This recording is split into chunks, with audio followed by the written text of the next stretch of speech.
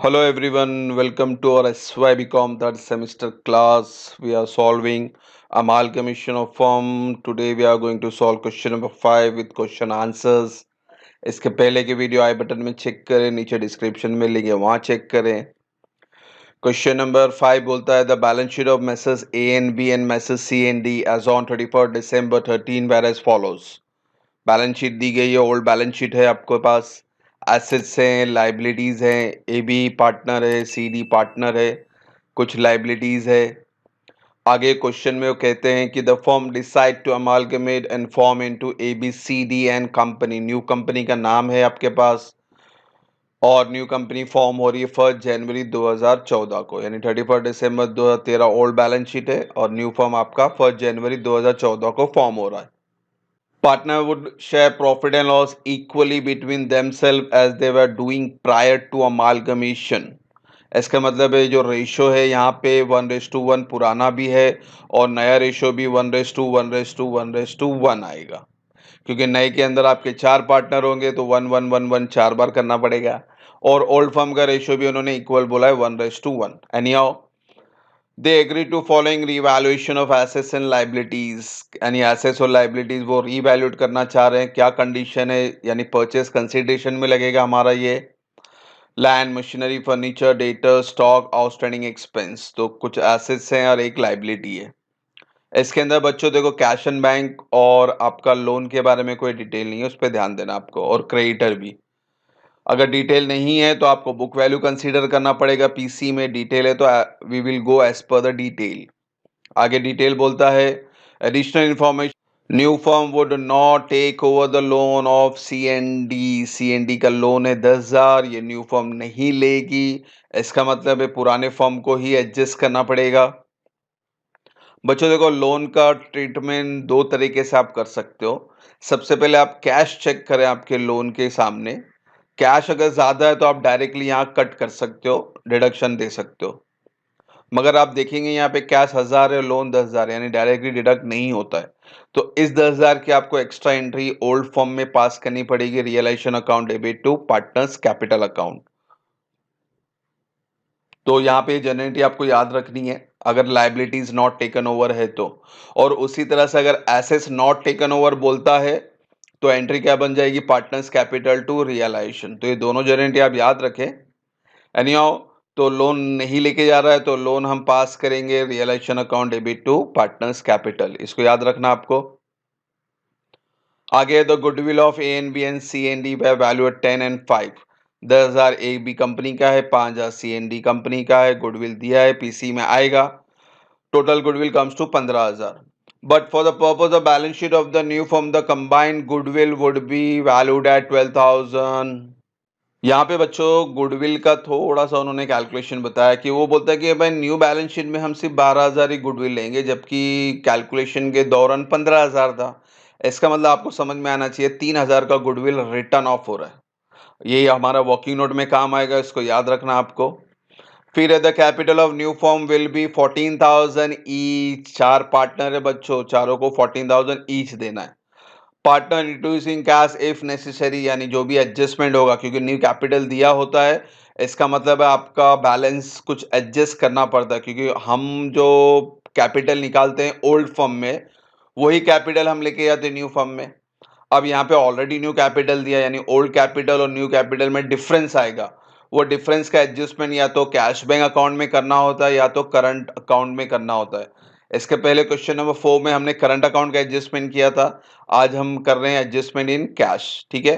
तो और क्वेश्चन क्या बोलता है उन्होंने कि you are required to prepare the account in the books of A B and C D, यानी realisation, partners capital, new firm दोनों के बुक में बनेगा. फिर आपको न्यू बैलेंस शीट बनानी है एज यूजुअल. ठीक है. तो होप सो क्वेश्चन समझ में आया होगा. लोन पे ध्यान देना आपको. और यहाँ पे कैश बैंक और क्रेडिटर के बारे में कहीं भी डिटेल नहीं है. तो डिटेल नहीं है तो आप as it is book value PC में लेंगे परचेज कंसिडरेशन में. ठीक है. रेशो याद रखिए इक्वल है आपका. तो पहले बना लेते हैं हम लोग परचेज कंसिडरेशन. परचेज कंसिडरेशन यहाँ पे क्वेश्चन ले ले फिर से. अब पोस्टिंग शुरू करते हैं. पहले एसेस पूरा आ जाएगा स्टॉक तक के लिए, यहाँ पे पूरा एसेस लिख ले स्टॉक तक, एज इट इज टोटल भी लिख दे. फिर आउटस्टैंडिंग एक्सपेंस लाइबिलिटी में लिख दें टोटल के साथ। फिर लोन तो नहीं बोला था, अच्छी बात है। फिर गुडविल है 10 और 5 वो लिख दे यानी 15,000। फिर न्यू कैपिटल ये तो वर्किंग नोट में जाएगा, अब और कुछ चाहिए नहीं। तो अब पेंडिंग डिटेल क्या क्या है वो देख लेते हैं। पेंडिंग में क्या बताया था मैंने, कैश बैंक पेंडिंग है, इसके बारे में कोई इन्फॉर्मेशन नहीं है। That means we have to take the book value. उसी तरह से क्रेडिटर को भी बुक वैल्यू ले लेंगे 15 और 10, टोटल कम्स टू 25,000। तो ये चीज़ याद रखना है आपको, बैलेंस शीट में हमेशा चेक करना। टिक मार्क वगैरह करें तो आप बेटर रहेगा। आप टिक मार्क करेंगे तो देखेंगे आप कैश बैंक और क्रेडिटर पे टिक मार्क नहीं हुआ है, यानी ये book value as it is carry forward होगा परचेस कंसिडरेशन के अंदर। अब बच्चों सारी एंट्रियां हो गई हैं, यानी अब पीसी को बंद कर लेते हैं। पहले एसेट्स का टोटल ले लेंगे हम लोग और फिर लाइबिलिटीज का टोटल ले लेंगे, और assets minus liability is equal to purchase consideration यानी ए माइनस बी। तो आपका पीसी आया ए बी का 29, सी डी का 28 and total comes to 57,000। Hope so PC समझ में आया होगा। अब चलते हैं, पहले ए बी का बुक मुकम्मल करेंगे, फिर सी एन डी, फिर न्यू बैलेंस शीट बनाएंगे। पहला ए बी बुक ले लेते हैं। तो in the books of A and B realisation capital A B C D यानी न्यू फॉर्म अकाउंट क्वेश्चन यानी ओल्ड बैलेंस शीट ले लेते हैं, क्योंकि सारी एंट्री ओल्ड बैलेंस शीट से लिखनी है। सबसे पहले एसेट्स आएंगे पूरे, लैंड से लेके कैश एट बैंक पूरा एज इट इज कॉपी करेंगे एसेट्स को एंड टोटल कम्स टू 37,000। तो टोटल भी देखो यहाँ पे रेडीमेड आपको दिया हुआ 37 हमने लिख दिया। अब कैपिटल ए बी का कैपिटल हमेशा क्रेडिट में बाय बैलेंस ब्रॉट डाउन 10,000 10,000। फिर लाइबिलिटीज में दो ही लाइबिलिटी है, क्रेडिट और आउटस्टैंडिंग, क्रेडिट साइड में लिख दें। हेडिंग याद रखें sundry assets sundry liability, total comes to 17,000। और कोई एंट्री नहीं है तो एक एंट्री हम एक्स्ट्रा पास करते हैं इसके अंदर परचेस कंसिडरेशन की। तो ए बी का परचेस कंसिडरेशन 29,000 आया था। New form account debit to realisation account, याद रखें अपोजिट नाम लिखते जाए। अब बच्चों और कोई एंट्री नहीं है, एसेट्स आ गए, लाइबिलिटीज आ गई, पीसी आ गया, यानी अब हम इसको बंद कर सकते हैं। तो आपका क्रेडिट साइड का टोटल बढ़ा है 46, दोनों साइड 46 में 37 माइनस किए तो आपका प्रॉफिट आया 9,000। रेशो इक्वल बताया था स्टार्टिंग में, तो 4.5 4.5। और ये प्रॉफिट कहाँ ट्रांसफर करेंगे, पार्टनर्स कैपिटल में क्रेडिट साइड। और पार्टनर्स कैपिटल में भी और कुछ है ही नहीं, डायरेक्टली 14,500 दोनों साइड लिख लेते हैं और आंसर भी आपका यही रहेगा जो कि न्यू फॉर्म में जाएगा 14,500। ये डेबिट में बैलेंसिंग फिगर है तो यहाँ पे हम क्रेडिट साइड ट्रांसफर करेंगे और आप देखेंगे कि आपका न्यू फॉर्म क्या हो रहा है बच्चों, टैली, और टैली ही होना चाहिए तभी जाके आपका सम राइट होगा। So hope so A and B समझ में आया होगा। अब हम सी एंड डी का भी बना लेते हैं, ओल्ड बुक, रियलाइजेशन, कैपिटल और ए बी सी डी। पहले बैलेंस शीट ले लेते हैं। बैलेंस शीट में सबसे पहले पूरे एसेट्स आएंगे, लैंड से लेके कैश एट बैंक पूरा कॉपी कर लेते हैं। टोटल रेडीमेड दिया हुआ, no issue. Then come to your capital 10 capital account में credit side by balance brought down. फिर लाइबिलिटीज में 3 लाइबिलिटी है यहाँ पे 10 10 3, यहाँ लिख लेते हैं लाइबिलिटीज में। और फिर आपका परचेस कंसिडरेशन ले लें, purchase consideration 28, new form account debit to realisation account. अब इसके अंदर एक एंट्री एक्स्ट्रा थी है लोन के बारे में, क्योंकि न्यू फॉर्म लेके नहीं जा रहा है तो लोन का आपको खुद ही एडजस्ट करना है। जनरली क्या बताई थी मैंने, realisation account debit to partners capital. अच्छा सपोज कोई एसेट्स रह जाता तो एसेट्स की एंट्री क्या बनती है, रिवर्स करते, capital account debit to realisation account. Any और लोन की एंट्री पास कर ले। अभी पार्टनर्स कैपिटल यानी आपको डिवाइड करना पड़ेगा दोनों में, और इनका रेशियो क्या था बच्चों 1:1। तो आप यहाँ पे बाइफिकेट कर दे इक्वल रेशियो में 5,000 5,000 और यहाँ पे सेकेंड इफेक्ट पास कर दे। नाम अपोजिट अकाउंट का नाम लिखते जाए, ब्रैकेट में डिटेल दे आप क्या चीज आप डिस्ट्रीब्यूट कर रहे हो, लोन तो आप लोन लिखेंगे। अब और कोई एंट्री नहीं, आप क्लोज कर लेते हैं। क्रेडिट साइड ही बड़ा है कि डेबिट साइड 53 है और ये 8 9 10 11 51। ऑब्वियसली आपका यहाँ पे डेबिट बढ़ा आ रहा है तो 53 दोनों साइड, इससे माइनस करें तो आपका लॉस आ रहा है 2,000 का और रेशियो इक्वल है तो 1:1 में बांट दिया हमने।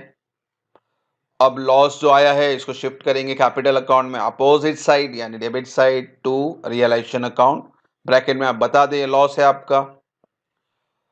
अब इसको भी बंद कर लेते हैं। ये हो गया 15,000 दोनों का, 15,000 में से 1,000 गया 14,000 बैलेंसिंग फिगर जो न्यू फॉर्म में जाएगा। उसी तरह इसका भी 15,000, इसका भी 1,000 माइनस किया 14,000। और ये जो बैलेंसिंग फिगर है न्यू फॉर्म में क्रेडिट साइड यहाँ लिख लेते हैं और आप देखेंगे आपका न्यू फॉर्म टैली हो रहा है, टैली होना चाहिए। तो 28,000 से टैली हो रहा है, तो इस तरह से आपके दोनों ओल्ड फॉर्म बना लिए हमने, ए बी और सी डी। अब चलते हैं हम लोग बैलेंस शीट। बैलेंस शीट बनाने से पहले आपको एक वर्किंग नोट करना पड़ेगा, क्योंकि गुडविल भी रिटर्न ऑफ हो रहा है और न्यू कैपिटल भी आ रहा है, तो ये एडजस्टमेंट इन कैश है वो करना पड़ेगा। सबसे पहले आपको कैपिटल लिखना होता है।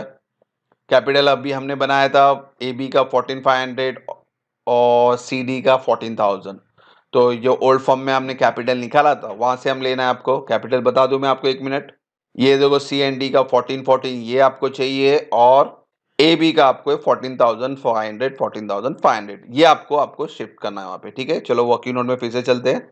तो यहाँ हमने ब्रॉड फॉरवर्ड कर लिया है। अब फॉर्मेट आपको याद होना चाहिए। कैपिटल बैलेंस सबसे पहले गुडविल रिटर्न ऑफ माइनस करते हैं।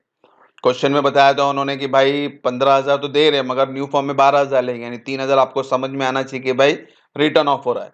अब ये जो 3,000 है इनको इक्वल रेशियो, न्यू फॉर्म का रेशियो भी इक्वल था, यानी 1:1:1:1, यानी पहले 3,000 को आप 4 से डिवाइड करेंगे तो आंसर आता है 750, यानी सबको 750 देंगे आप, यानी माइनस कर देंगे। तो इनके कैपिटल से ये माइनस हुआ, तो आपका एडजस्टेड कैपिटल आया 13,750 और इनका 13,250।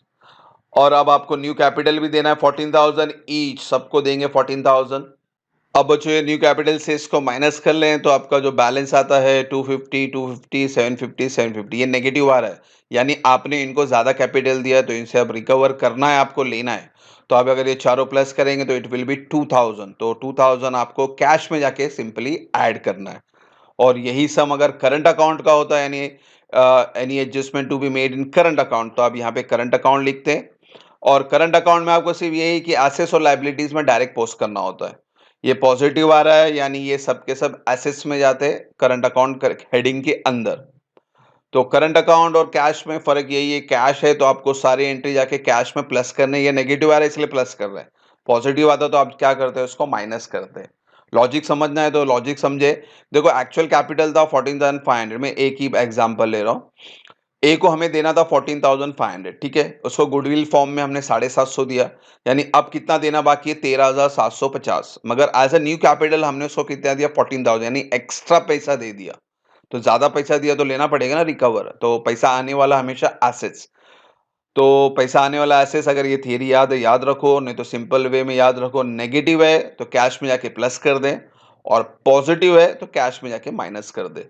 बेसिकली कैश वाला एडजस्टमेंट सब नेगेटिव आता है, जाके आप कैश में ऐड करेंगे। तो होप सो ये वर्किंग नोट समझ में आ रहेगा कैश के लिए। अब चलते हैं हमारे बैलेंस शीट की तरफ। Balance sheet of ABCD new form है 1 जनवरी 2014। सबसे पहले कैपिटल ले लेते हैं, न्यू कैपिटल डायरेक्टली दिया हुआ है, capital as it is copy कर लें, 56,000 टोटल बाहर। अब कैपिटल आ गया है तो अब सारे एडजस्टमेंट आपको पीसी से करने, पीसी ले लेते हैं यहाँ पे। तो सबसे पहले सारे एसेट्स आ जाएंगे। गुडविल और कैश बैंक का अंदर थोड़ा प्रॉब्लम है, उसको थोड़ा याद रखना आपको, यानी एडजस्टमेंट है। तो लैंड से लेके स्टॉक तक 16,000 पूरा कॉपी कर ले एज इट इज। गुडविल में तो आपको रिटर्न ऑफ है, और कैश बैंक में आपको ऐड करना है, तो गुडविल इनर कॉलम में लिखते हैं, कैश बैंक 4,000 में आपको ऐड करना है, जो अभी हमने वर्किंग नोट बनाया। वर्किंग नोट फिर से कर लेते हैं, पहला पोस्टिंग कर लेते हैं, पहला क्रेडिटर भी ले लेते हैं 25, और आउटस्टैंडिंग एक्सपेंस भी ले लेते हैं। टोटल कॉलम लेना है आपको, इसलिए हम ये टोटल कॉलम बनाते हैं ताकि आपके लिए इजी हो, कॉपी पेस्ट करना है आपको। इसको हटा देते हैं। अब एडजस्टमेंट आ जाते हैं, पहले गुडविल की बात करते हैं। 15 में से 3 माइनस के तो 12 लेना है, उसको याद रखना, क्योंकि आपने सिर्फ 3,000 रिटर्न ऑफ किया है, तो गुडविल 12,000 आ गया। और इस 4,000 में आपको पार्टनर से 2,000 और लेना है, तो वो 2,000 प्लस करेंगे तो टोटल कम्स टू 6,000। अब और कोई एंट्री है ही नहीं, सारी एंट्री पोस्टिंग कर दी है, तो इसको क्लोज कर लेते हैं, और आपका टैली फिगर आता है 86,500 ऑन बोथ द साइड। तो इस तरह से सब मुकम्मल हुआ बच्चों। वर्किंग नोट याद रखें, गुडविल रिटर्न ऑफ और न्यू कैपिटल आया तो आपको ये वर्किंग नोट करना है। और एडजस्टमेंट हमेशा आपको याद रखना है, या तो कैश या तो करंट। करंट हुए तो मैंने क्वेश्चन नंबर 4 में ऑलरेडी बताया आपको, आज हमने कैश का किया। इंशाल्लाह नेक्स्ट सम में भी एक दो सम और करेंगे कैश और करंट के ऊपर, फिर हम हमारा न्यू टॉपिक स्टार्ट करेंगे। बच्चों सम को पॉज करें, रिवाइंड करें, 2-3 बार देखें तो समझ में आएगा, और उसको नोटबुक में लिखें आप खुद से, तो ज़्यादा बेटर होगा। होप सो यहाँ तक कोई डाउट ना हो। Thank you for watching the video. God bless you.